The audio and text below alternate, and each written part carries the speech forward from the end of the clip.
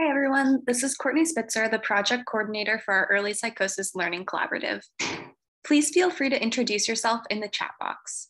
Now, I just want to review a few housekeeping items before we begin. Next slide, please.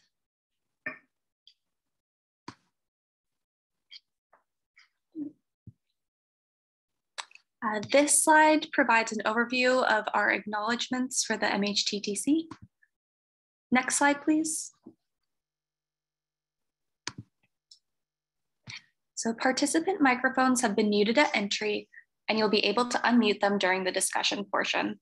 During the presentation, if you have any technical difficulties or questions about the topic, please use the chat box. And this webinar is being recorded and will be available for viewing at a later time on the MHTTC website. To reach us after the webinar, you can email newengland@mhttcnetwork.org. The MHTTC network uses affirming, respectful, and recovery-oriented language in all activities.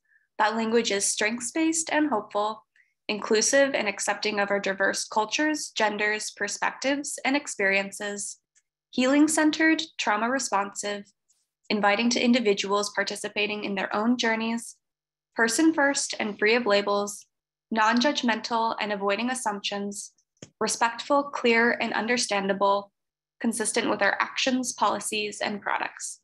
With that, it's my pleasure to hand it over to Dr. Raquel Meshullam-Gately for introductions. Thanks so much, Courtney, and good afternoon, everyone, and thanks so much for joining us today. My name is Raquel Meshullam-Gately. I am a psychologist from Beth Israel Deaconess Medical Center in Boston and the co-director of the Beth Israel site for the New England Mental Health Technology Transfer Center, or the MHTTC. So I'd like to welcome you to today's webinar, which is part of an important series of initiatives we've launched through the New England MHTTC to help support the well-being of all members of the healthcare workforce experiencing an increase in stress related to difficulties resulting from the COVID-19 pandemic. Now, after 2 years of working within this crisis and managing the same types of personal challenges we all have, healthcare workers are experiencing higher levels of stress, vicarious trauma, anxiety, depression, substance use issues, and burnout. Several approaches are available to mitigate as well as prevent these consequences. These include a variety of mental health self-care approaches, some of which we've already addressed through our webinar series, such as mindfulness, yoga, music, positivity, art, sleep, and acceptance and commitment-based practices. We will be regularly updating these initiatives on our website, and we welcome any suggestions for other resources that we can provide. So to that end, I am delighted to welcome Dr. Brandon Bergman to address this important topic with a focus on substance use. Dr. Bergman is an assistant professor of psychology at Harvard Medical School, the associate director of the Recovery Research Institute in the Center for Addiction Medicine at Massachusetts General Hospital, and a licensed clinical psychologist. His original research, funded by the National Institute on Alcohol Abuse and Alcoholism, spans community-based addiction recovery support services, social technology, and the life stage of emerging adulthood. He completed his PhD in clinical psychology at Nova Southeastern University and his psychology internship and addiction psychology postdoctoral fellowship at the Massachusetts General Hospital and Harvard Medical School. So without further ado, welcome Dr. Bergman for joining us today to speak about pandemic-related substance use. Thanks for having me. Can you hear me okay? Great. There we go. So thanks you all for having me today. And thanks for the introduction. So I mean, one thing to note before I start, in addition to that introduction, is as Raquel mentioned, I am a clinical psychologist myself, so I'm a healthcare worker, like everybody here, and we're all in this together. And I've experienced stress related to COVID as well. And so it's really just such an honor to be able to be here with you all and talking about the things that I'm most interested and passionate about, which include but are not limited to substance use and how we can recognize concerns about substance use and help people make changes. So one just really small bit of housekeeping in terms of how we can communicate during this webinar, during this talk. What I suggest you do, and we'll kind of see how this works. I'd like this to be as interactive as possible, right? Ideally, we'd all be in the same room together, and you could raise your hand or you could interrupt me and we could have a discussion. It's a little harder to do in this context, right? But we'll do our best. And so what I think will work best is if you all have questions to post them in the chat. And then there are 3 different sections to the talk, and in between each section, I leave out a little bit of time. I carved out a little bit of time so I can answer some questions, and time permitting, hopefully we'll have a little bit of time at the end for some discussion as well. Finally, on the last slide of the slide deck is my contact info.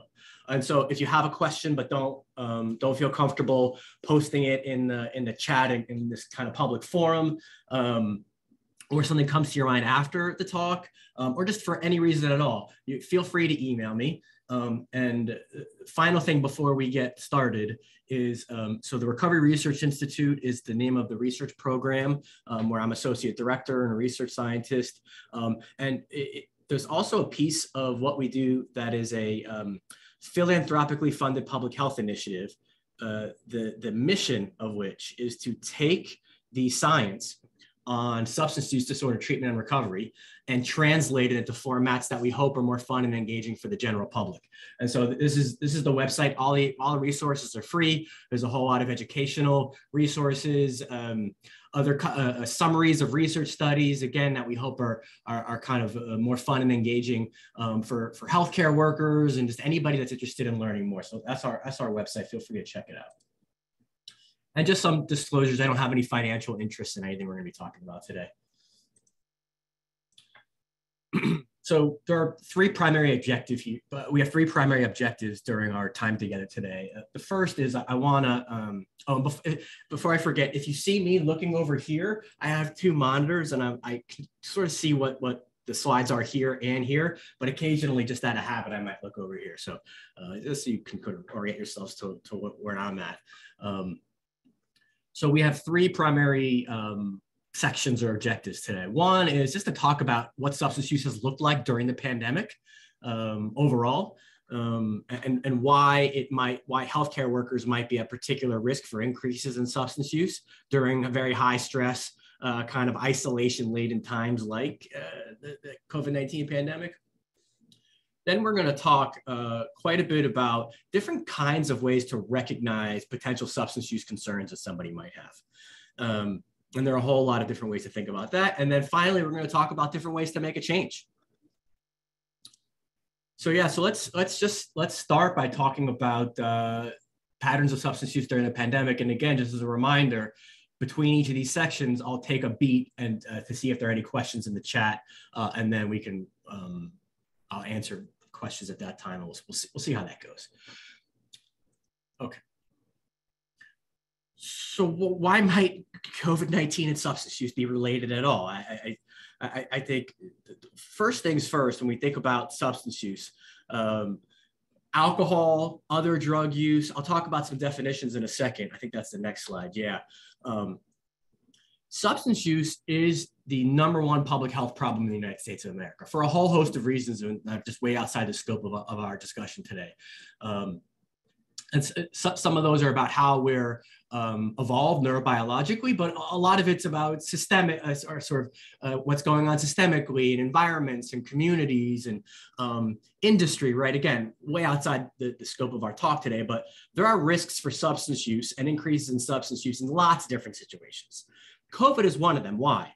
Well, because there's increased stress related to not only the infection itself, but also financial stress stress that comes along with new situations, people that have multiple responsibilities that have been magnified, maybe between work and caretaking for children or for parents, right? Everything just sort of takes on that added level of significance and stress burden.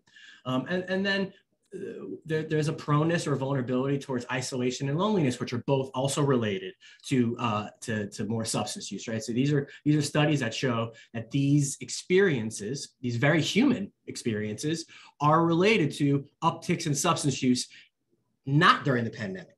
But we know that during the pandemic, these things are very much a part of our experience.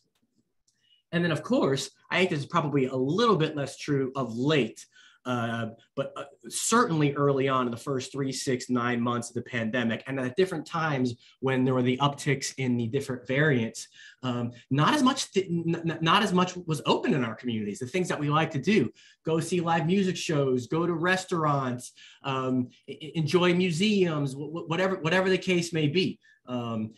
Times where we can, and then just other sort of social experiences, right? So reduced access to these things that we just sort of came to take for granted as this is part of our life and what we do to feel okay and to deal with stress. And then, of course, it's just, especially at the beginning of the pandemic, there was just a lot of added time that folks had, or especially early on.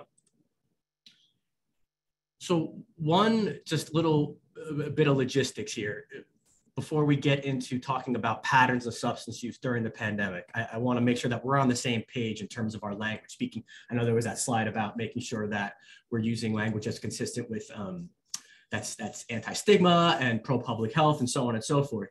And towards those ends, and just again to make sure that we're speaking the same language here.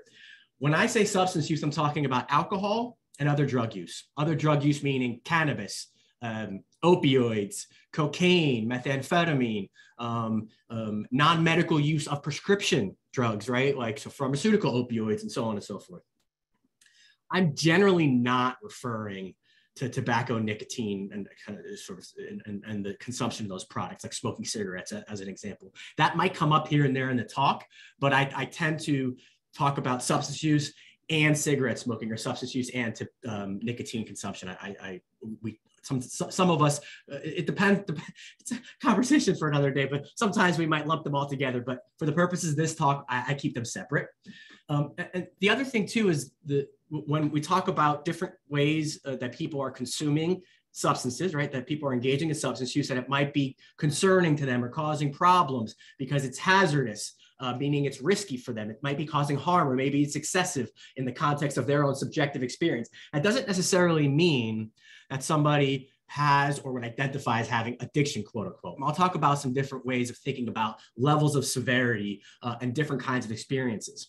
In other words, one does not need to identify as having an addiction or even meeting the medical criteria for substance disorder to have a concern about their alcohol or other drug use. And so that is the perspective that we're taking today. Is there are all different sorts of ways that substance use can interfere with our lives. And we're really going to be talking about the entire gamut of how substance use can impact our lives. And I think the final piece is the contextualization here is that substance use is like all other kinds of health behaviors. What are we eating? Are we exercising? How are we sleeping? And so on and so forth. It's part of our, what could be a healthy lifestyle or unhealthy lifestyle. It doesn't necessarily have to be either a medical condition or not, right? In this context, we're talking about substance use as a health behavior. So what has substance use looked like during the pandemic? Well, these data are from earlier on. I don't know if you all can see the dates here, but this is from 2020. So we have a whole lot more data. This is one of the downsides of research, is oftentimes the time it takes from collecting the data to writing, analyzing it, to writing up to publishing, it sort of is no longer timely. There are some ways around that, but a lot of the data that we have now about what substance use has looked like during the pandemic is from early in the pandemic, from like, March 15th, 2020 through the summer.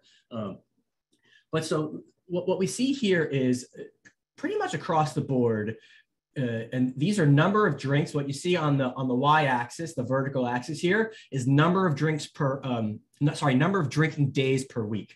So this would be like two drinking days out of 7. Okay, so we're talking, right, past week drinking days exactly. And so what we see here generally for different subgroups is this uptick initially from March through May, and then for some groups, there was a sort of leveling off or kind of back to initial levels. So this red line is for female identified individuals versus male, and you see different subgroups of individuals. This is very interesting where young people had this really strong uptick, but then this decrease, and that's consistent with data that we've seen in young people overall, where young people are actually drinking less during the pandemic. A lot of that is probably to do with their socializing less. And so a lot of young people that are drinking, for example, are drinking often in context of social situations. And so if they're socializing less, they're drinking less. Again, there's gonna be exceptions, but see, these are averages. And this is one of the more interesting effects here, where people living below the federal poverty line, again, you sort of had a smaller uptick, and then they actually declined, right? Where people living above the federal poverty line had an uptick and then kind of stayed stable. And that's probably more to do with resources than anything else. And so people that are above the federal poverty line are more likely to have disposable income. And in this case, that's a bit of a risk factor. So it's not necessarily a good thing per se. I mean, it's nice that folks below the federal poverty line aren't drinking as much, but they're not drinking as much because they're lower socioeconomically. And so there's all sorts of other ways that they're negatively impacted by the pandemic, maybe not drinking so much. And this is in Europe. And again, we see this is, so the US won't be included here, but these are percent change from, again, it's around the same time period, March to June or July.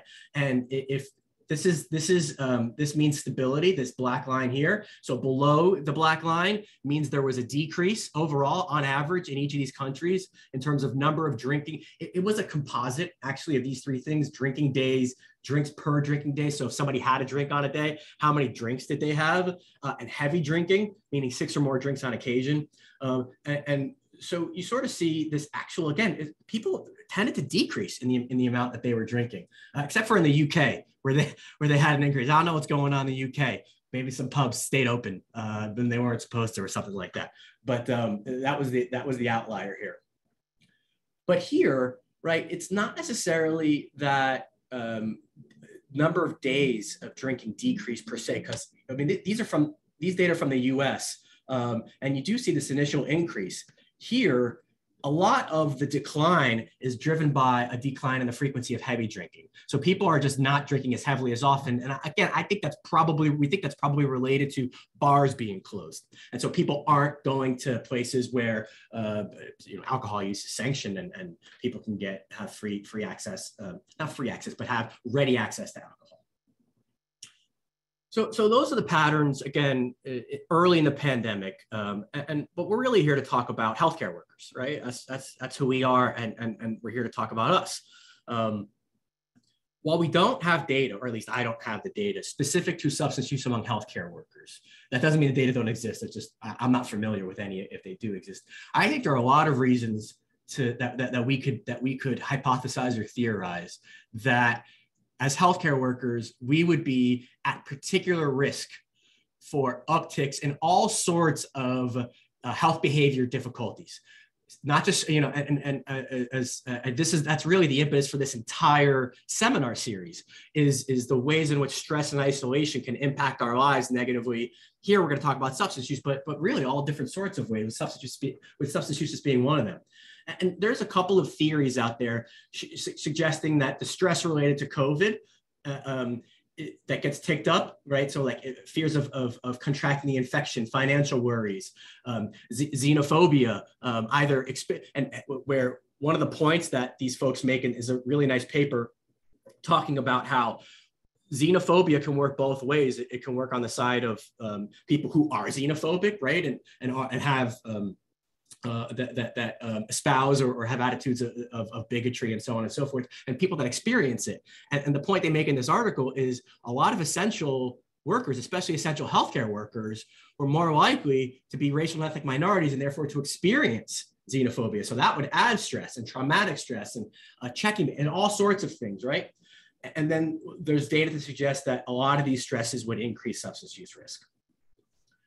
Now, again, we don't have too much data from the States, but in an intensive care unit in Brazil from July to October 2020, these folks found, and this is a paper published in a journal called PLOS ONE. So this paper is actually readily accessible. And for all these things, you always feel free to email me. If you're interested in the source material itself, I'm happy to send that to you. But 25% of folks working in the intensive care unit in Brazil early on in the pandemic from summer to fall. I don't know where Brazil's timeline was relative to ours in the pandemic, but it might be a little different. But 25% reported harmful or hazardous drinking, meaning they're drinking in such a way that's either risky for their physical or mental health, or they're saying it's actually causing me harm in my life, right? And maybe causing actual physical harms and consequences.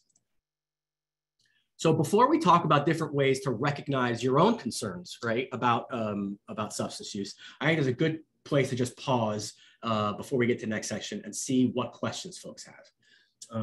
So I'm gonna just check out the chat here and just see what folks have said. Let's see, some introductions. Well, we provided a presentation today. I don't, that I'm not sure about. I think the folks who run the presentation, Courtney's unmuting herself. Courtney, will they be provided with the slides? Yes, we'll provide both the slides and a recording of the presentation following this. There you go. Oh, Vanessa responded. I should have read more closely. So did drug and alcohol abuse go down during the pandemic? So yes, overall, we think so, actually. There was this very brief initial uptick early on, and then a kind of a sort of stabilization. And it depends on the group that you fall into. But overall, yes, we do. So, and I think there's a major caveat here, which is we don't have data specifically around healthcare workers. And I actually would bet that people experiencing the highest levels of stress would, and provided they had access to alcohol, either because they were able to get from a local supermarket or what have you, I would actually expect to see upticks in substance use. So that's the one caveat. We're talking about averages overall. And also the other caveat too, is we're talking about just the first few months of the pandemic where we didn't have much access to social experiences and activities. So, but yeah, the data are what they are. I wonder sometimes how, someone asked, I wonder sometimes how accurate responses would be amongst individuals or healthcare workers for fear of response. Yeah, that's a really good point about healthcare workers. With the studies that I was showing you all, there's not really a reason for people to withhold or misrepresent their experiences with alcohol. But if it were a study being conducted with healthcare workers, and they were afraid that information would become available or public, certainly that people might modify their responses. In the data I was presenting, it's possible that, it's always possible that people were underreporting the amount of alcohol they were drinking, but it's hard to say. We have one more question. Were you aware that the use of Vivitrol increased during the pandemic? I was not aware of that, actually. So for those who don't know, Vivitrol is an injection formulation of a medication called naltrexone. Naltrexone is the oral formulation, the pill form, and Vivitrol is the same medication, but in a monthly injection that people can get. And what this extended, we often call Vivitrol extended release naltrexone. And what naltrexone does is it blocks the opioid receptors in the brain. And it was actually developed and initially FDA approved for alcohol use disorder, because our endogenous and opioid systems is involved in the reward that we experience after drinking. And it's also been approved now for opioid use disorder. And so the long and the short of it is, what naltrexone does, and Vivitrol is the same thing, is it blocks the rewarding effects of alcohol or opioids.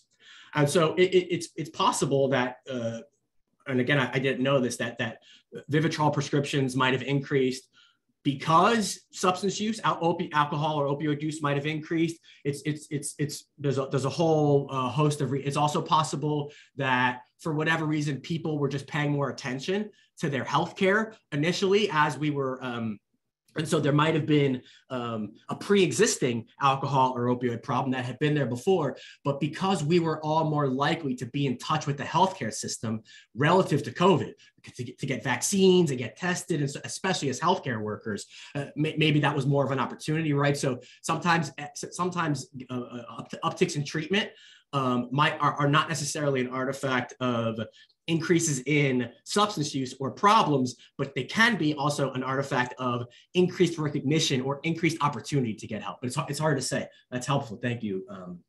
Thank you, Karen, for that comment. All right, so let's go to the next section. All right, so now let's talk about some different ways to recognize concerns that you might have about your own substance use or the substance use of others.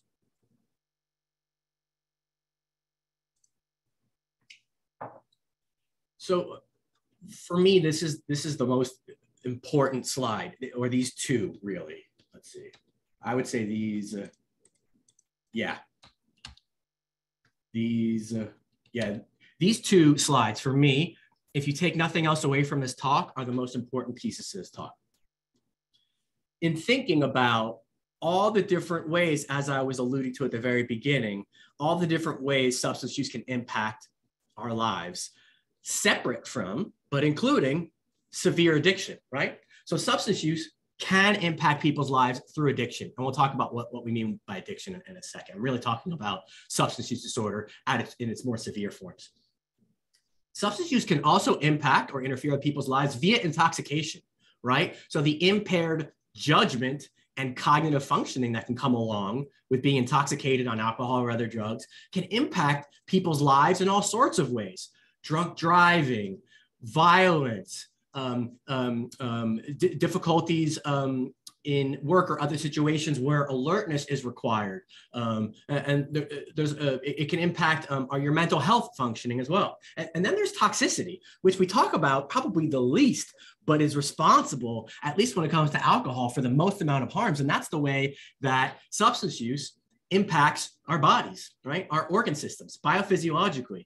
So thinking about how alcohol over time would affect all the different organ systems that we have. And then finally, sort of thinking about substance use disorder, again, when people talk about substance use consequences and treatment and ways to make changes, it's oftentimes, at least in the media, the health media, people who mean well, right? It's oftentimes the more severe variants, right? So when we, what do I mean by that? And it's this idea of substance use disorder. This is the medical criterion that we use from the Diagnostic and Statistical Manual of Mental Disorders, or the DSM. And there are 11 criteria that make up substance use disorder. 11. And the 11 criteria fall in these 4 different domains. So one of the domains is impairment of control. And these are the 4 criteria that make up impairment of control. I put an asterisk next to this one, unsuccessful attempts to quit or cut down, because that's the strongest predictor of people needing treatment or having a hard time changing on their own. It's very often co-occurs or comes along with pretty severe variants of the disorder, and suggests oftentimes a biological loading that's hard to overcome on one's own without professional or formal help. But these are the different criteria that make up impairment of control, which is oftentimes when we think about, oh, somebody's trying to stop, but they can't, no matter how hard they try.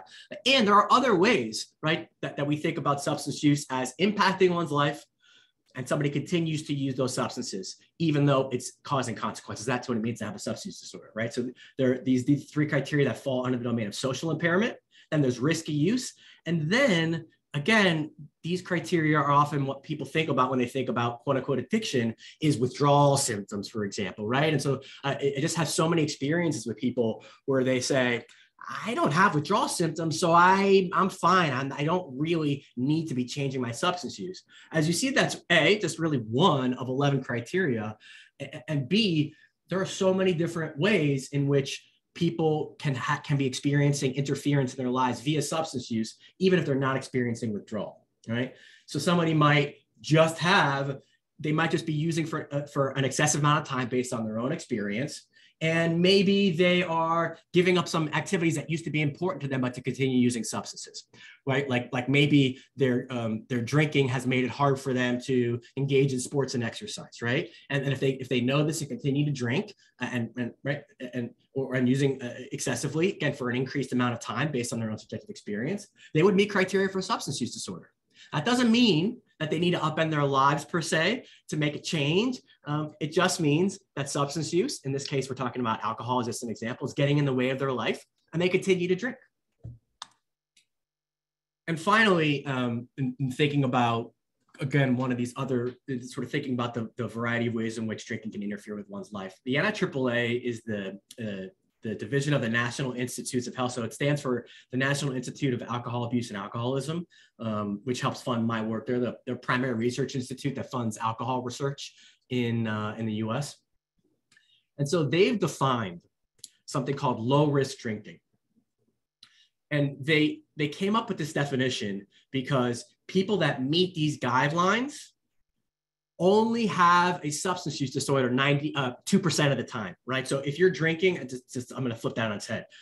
For folks that drink within these drinking guidelines, they only meet criteria for an alcohol use disorder 2% of the time. So it's very, very low risk. In other words, if folks are drinking within these guidelines, the chances are that drinking is not really interfering with their life. And so it's a good guide. It's a good sort of guidepost to shoot for. And if people are drinking and want to try to keep it within lower risk kinds of limits, it's a good goal to shoot for. And they have different guidelines for men versus women. That's just about weight and metabolism. And when they say these drinks are based on the standard drink definition, and this is what constitutes a standard drink. Again, it's different in different countries. So for example, what constitutes a standard drink here is 14 grams of ethanol, of like pure alcohol. And that's for in each of these things. But in the UK, I think it's 20 grams. So like different health. And I'm not I'm not talking smack about the UK. I have a lot of colleagues in the UK and they do great work, but they're a little bit more liberal when it comes to their drinking guidelines. Let's just say that. And then finally, this is just an example of toxicity. I think we're talking about organ systems. So what a lot of people know about is cirrhosis of the liver and the ways in which drinking alcohol over time can impact the liver. Did you also know that alcohol is a level 1 carcinogen, meaning the International Association of Research on Cancer has deemed alcohol as known to cause cancer. And that's based on reams of research showing causal links, just like with tobacco and cancer, not as strong, right? So alcohol is not as responsible for as much of the disease burden related to cancer as tobacco smoking is. But it is responsible for about 3.5% of all cancer deaths in the US. Most folks don't know that. And so esophageal cancer, breast cancer, I don't know if I'm missing anything here, but anyways, this is a great website to check out to just learn a little bit more about that. So this is an example of where alcohol and upticks in drinking might not impact your organ systems in the short term, but over the long term, there's all sorts of risks that with even just one drink a day, okay? All right, so I think it's just this one exercise. Yep, this is great, okay. So we're gonna do a little exercise here together. I'm gonna lead it because I've got control of the slide deck here and I'm sharing my slides and my screen. But you all have this website is freely accessible to the public. This is why I pulled it up. And it is, and I'm going to click this link and we're going to go through it together. It's a screener that's going to ask us all about our substance use. This is a NIDA sanctioned screener. So it's a screener developed and sanctioned by the National Institute on Drug Abuse, which is very much related to the NIAAA. So the NIAAA funds research.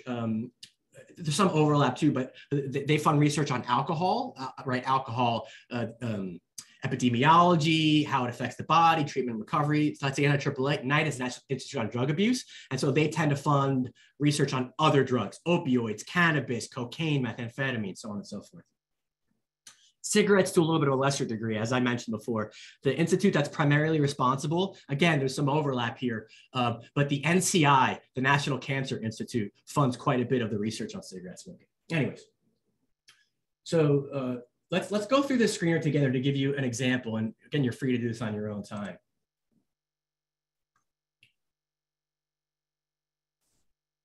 Can you all see that? Thumbs up? Yep, great, thank you.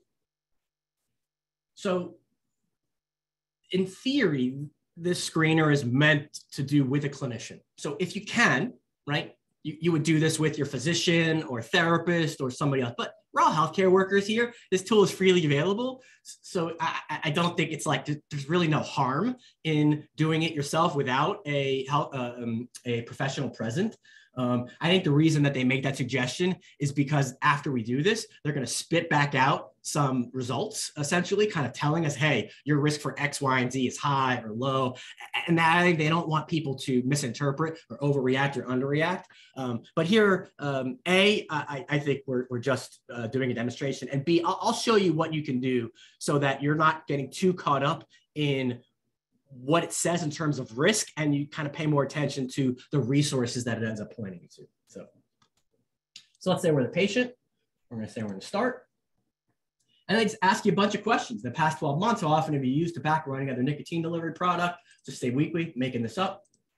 Although I used to be a daily cigarette smoker once upon a time in a past life.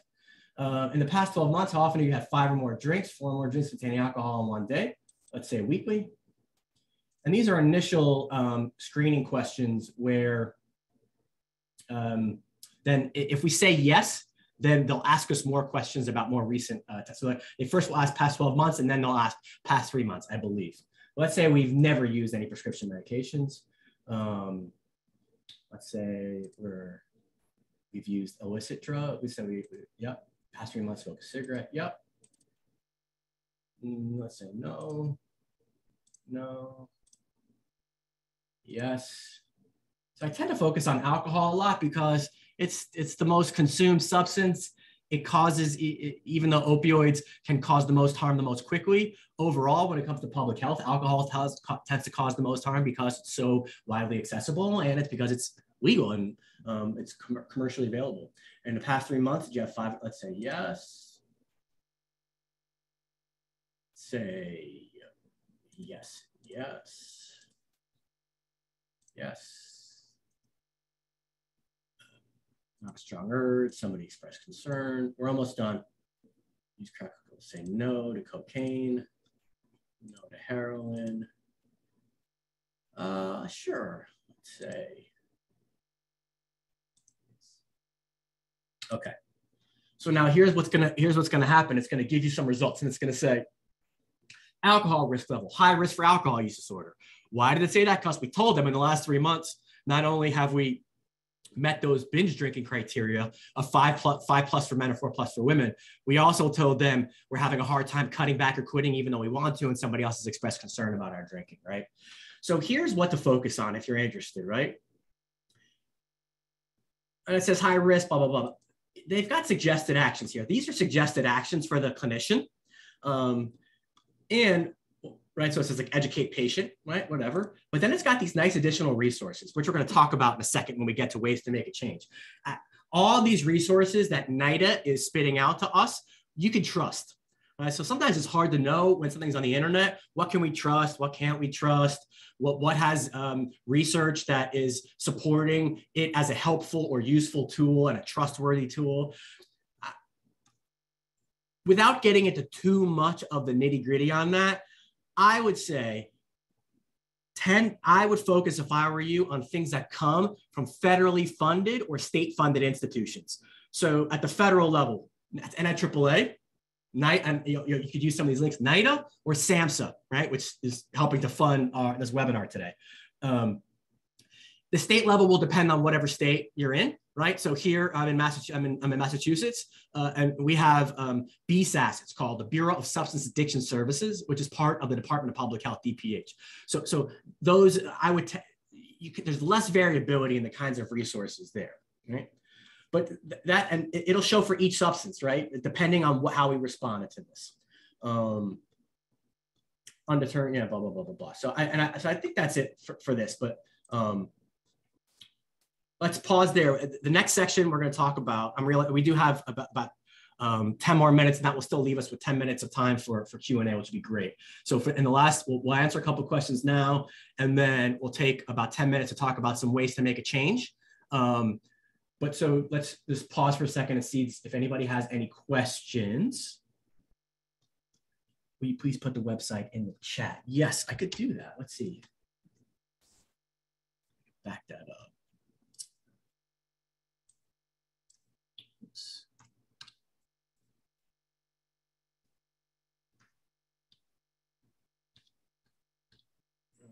Sorry, I'm just going to type it into the chat. I was going to try to copy and paste it, but to no avail.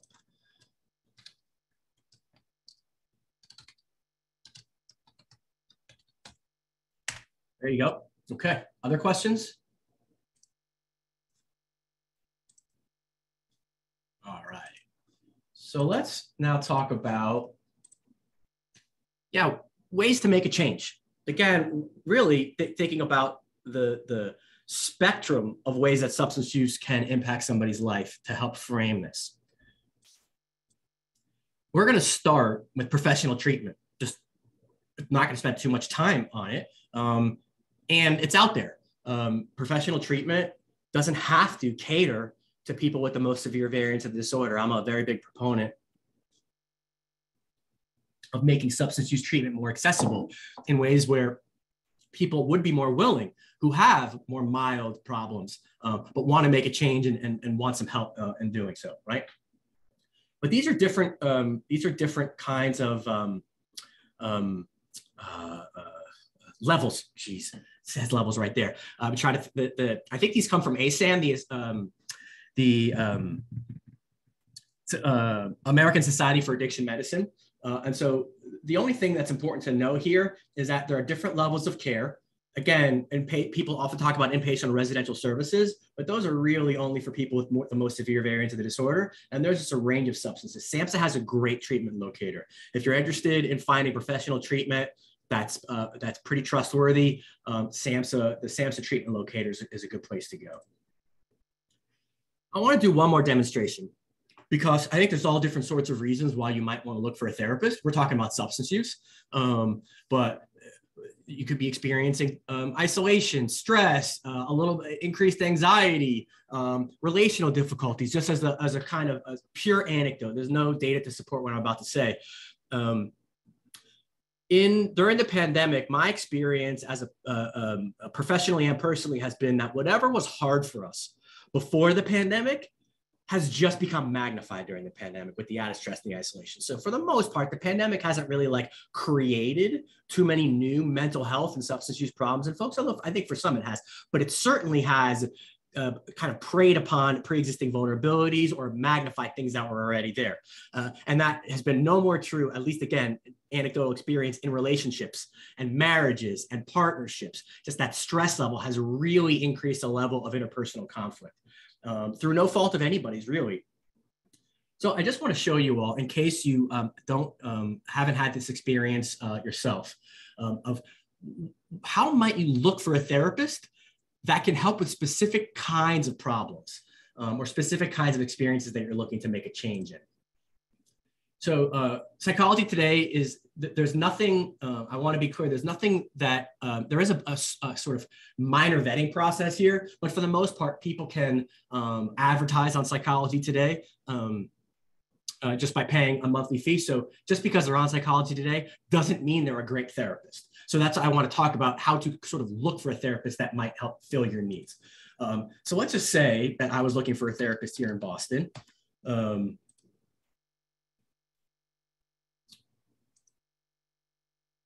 So they give a list, and let's say I'm looking for a therapist to help with my substance use. And I think so here they say addiction. I actually think they shouldn't say addiction. I think they should say substance use, but whatever. And you could probably choose multiple. You could choose multiple. Let's say substance use and depression.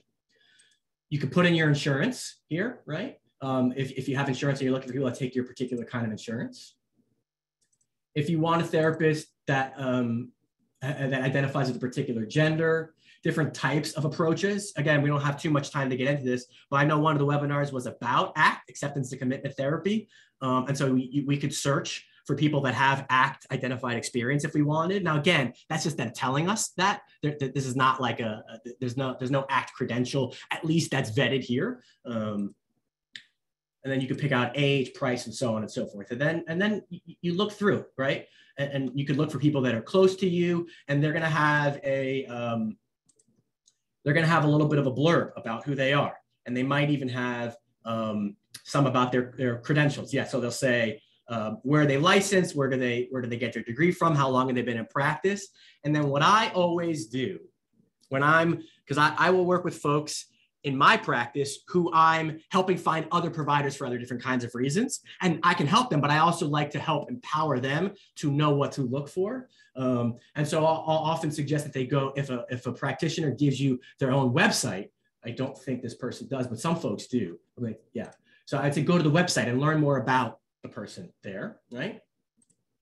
And then I think the other piece too is there are a couple of great sites. One of them we have on our website at the RRI, and the other one is on the NIAAA's website, and there are probably other ones too. These are not the end all be all. But because it's hard to know what quality treatment is supposed to look like, whether it's substance use or other kinds of mental health difficulties. So for me, the key pieces are knowing what questions to ask so that we know what are the strongest indicators that we can trust whomever it is to best help us with what we're looking for help with, right? So there are some different indicators of treatment quality here at this link. Again, yeah, I think the best thing to do with these links is, because it's in the slides, and so these are hyperlinks. So once you get the slides, to just pull those links from there. Because I don't want to take up time writing them in the chat. I do want to encourage you to explore them. And then, yeah, the NIAAA has a great list.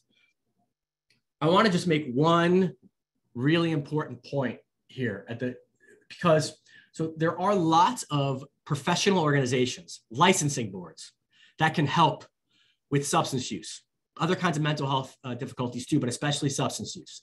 So for example, physicians have something called a physician's health program, where if physicians get into trouble with alcohol or other drugs, or they self-report to their licensing board that they're having a hard time with alcohol and other drugs, they can enter themselves essentially in a program that is very structured and where they can get help from their licensing board. And it's very complex and way outside the scope of our discussion. But I want to make sure that you know that if you do seek help, right? I'm not telling you not to, but if you do seek help from any professional organizations that you belong to or licensing boards, I would ask them ahead of time what you're asking for help might entail or what implications it might have for you. Because I know for lots of professionals, physicians, psychologists, if they enter themselves into one of these structured physicians health programs, their license can become contingent on following through with the program, having negative drug tests that are, it's very, very, very, very, very high stakes, right? So I want to make sure that you know that is a possibility, and also so that you know that you want to ask if you're at that point where your substance use is really getting in the way of your functioning and you're very worried about how it might be impacting your job and you want to go ask for some help, I would also ask them what the implications of you coming and talking to them about that would be, and think about the pros and the cons of going and speaking with them versus going and talking to a therapist first or going to a treatment program outside of your professional network.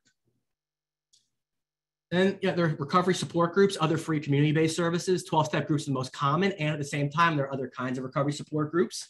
Recovery community centers, I can't really speak to these too much because they're local.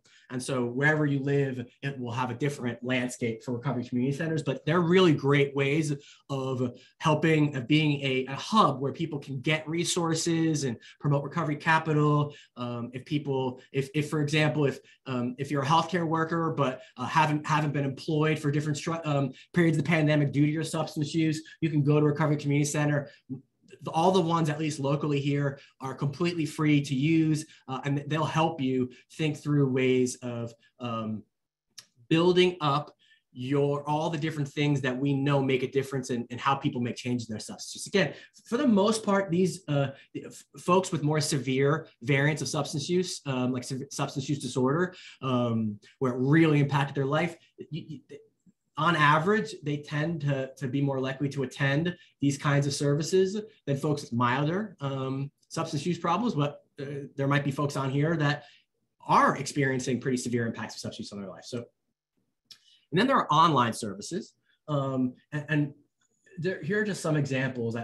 These are freely available. They don't cost anything. There are some sites that do, but the ones I mentioned don't. There are some advantages. There's a low threshold. If you have internet access, they're easy to access. You can also be totally anonymous. You don't have to say anything. You could make up a username, and you don't have to disclose anything about who you are or where you live or what you do for work or anything along those lines.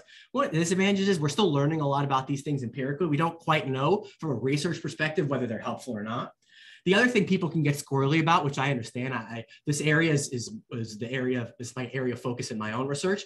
And one of the things people get rightfully concerned about is privacy related to engaging in an online service where they're typing about their experience. And then sort of like, once we put something out on the internet, it's no longer ours. And for the most part, that is a legitimate concern. And for these legit sites, they're pretty good about protecting your information.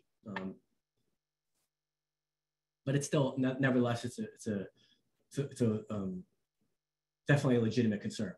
And finally, self-management. So I really want to emphasize these approaches because you do not have to go see anybody. You don't have to talk to anybody to take advantage of these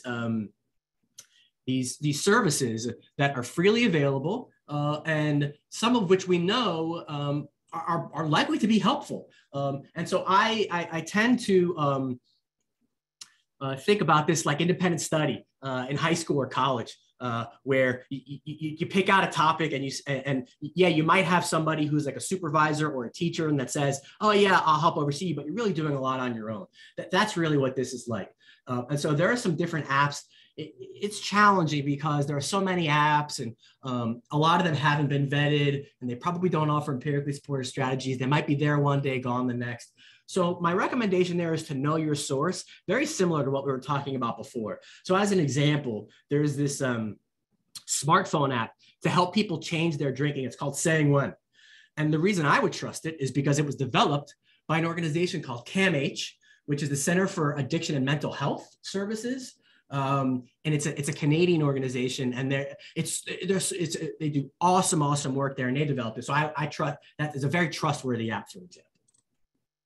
And then there are some workbooks that you can get on Amazon, your local bookstore. And these workbooks are based on empirically supported treatments that we know are from research are helpful to people. So a lot of these treatments were developed with the idea that they would be delivered by a therapist, right? But they adapted them so that people could get access to these ways of helping themselves essentially via these workbooks.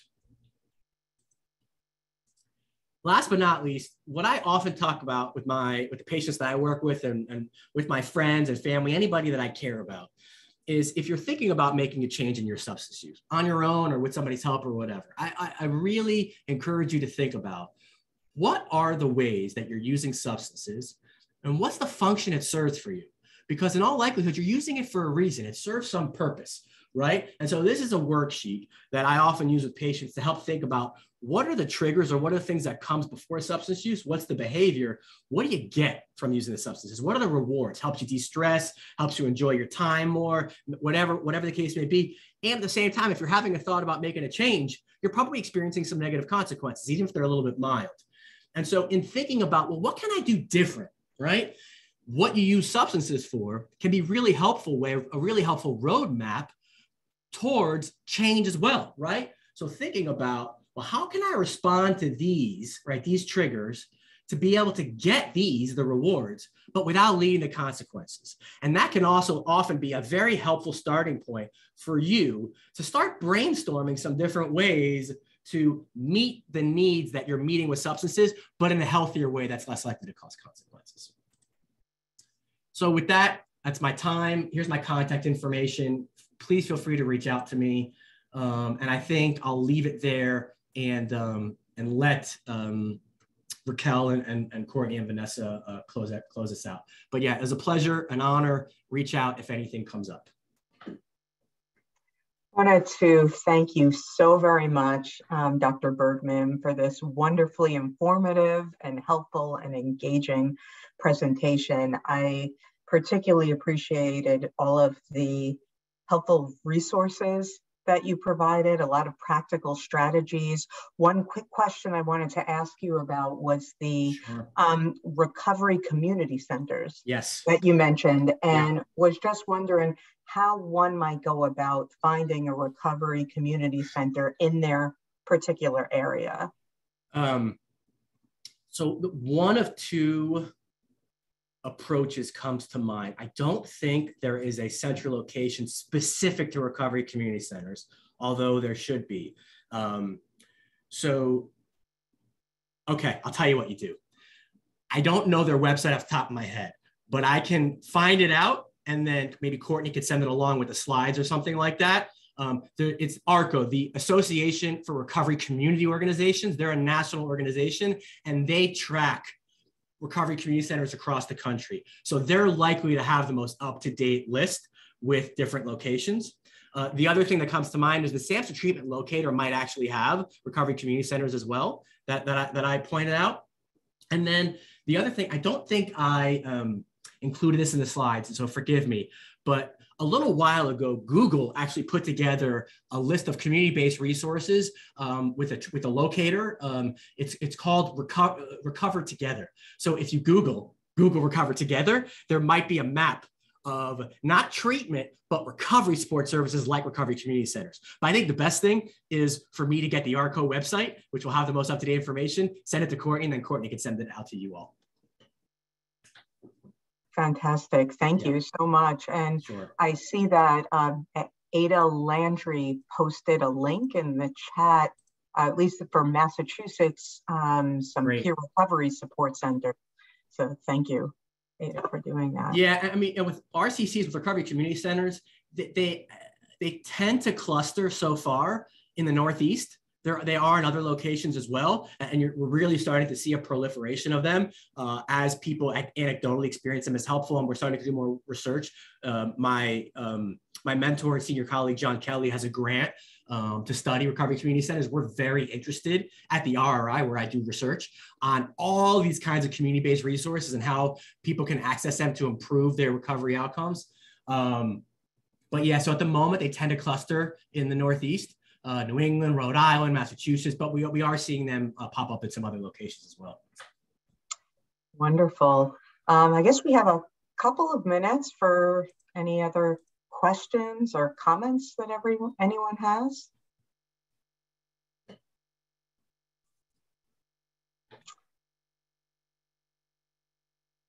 can either type a question into the chat, or I'm not sure if we're able to unmute participants as well. So either way is fine.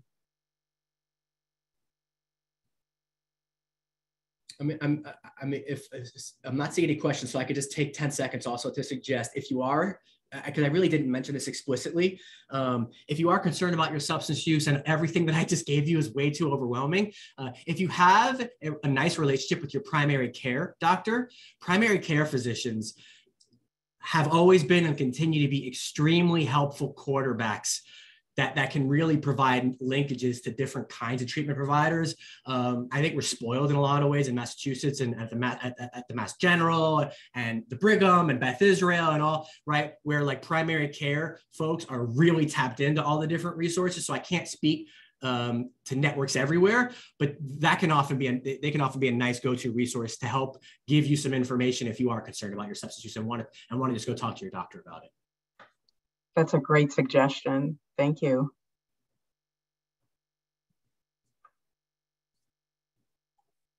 Okay. Well, Courtney, I don't know if you have any kind of closing housekeeping comments to share. Yes, so thanks again, Dr. Bergman, for such a wonderful, engaging presentation. And thank you all for attending. We'll be sending out a link to a short survey in addition to the recording and the slides. So please take just a couple of minutes to fill that out. That helps with our funding so we can continue putting on these wonderful presentations. So thanks again, everyone, and a special thanks to Dr. Bergman. Have a wonderful rest of your day. Yes, thank you again, Dr. Bergman, and thank you everyone for attending. Bye.